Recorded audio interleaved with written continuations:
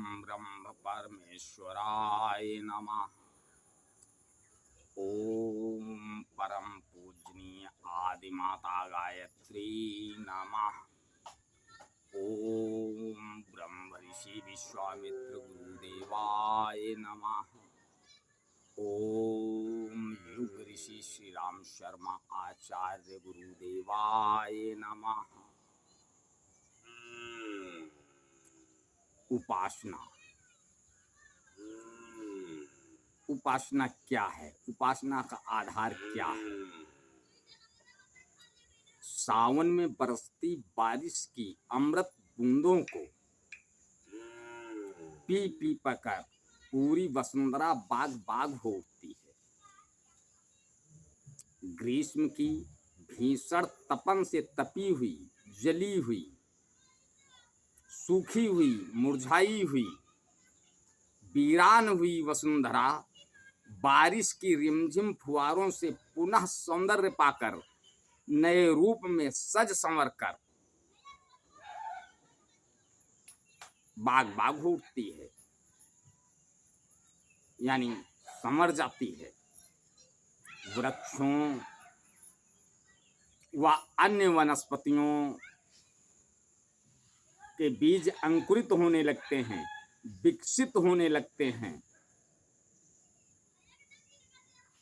और देखते ही देखते वे अपने मूल स्वरूप में दृश्यमान हो उठते हैं, प्रकट हो जाते हैं, जिसमें कोई आश्चर्य नहीं, क्योंकि यह सब एक प्रक्रिया की तहत होता है।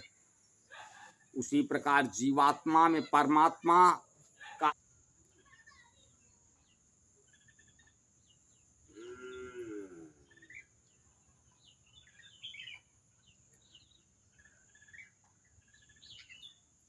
जीवात्मा में बीज रूप में परमात्मा चेतना की चिंगारी है।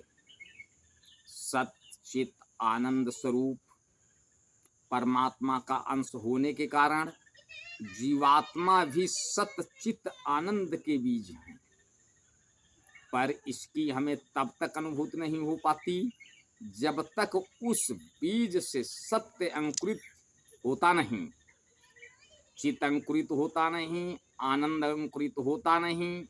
जिनकी आत्मा में परमात्म चेतना के बीज अंकुरित हो गए, वे समझ लो निहाल हो गए, वे बुद्ध हो गए, वे महावीर हो गए, वे कबीर हो गए, वे तुलसी हो गए, वे सूर हो गए, वे रैदास हो गए, वे मीरा और मदरसा हो गए, वे ऋषि हो गए, वो महर्षि ऋषि हो गए, वे ब्रह्मानंद और परम आनंद के अधिकारी हो गए, वे सतचित आनंद हो गए।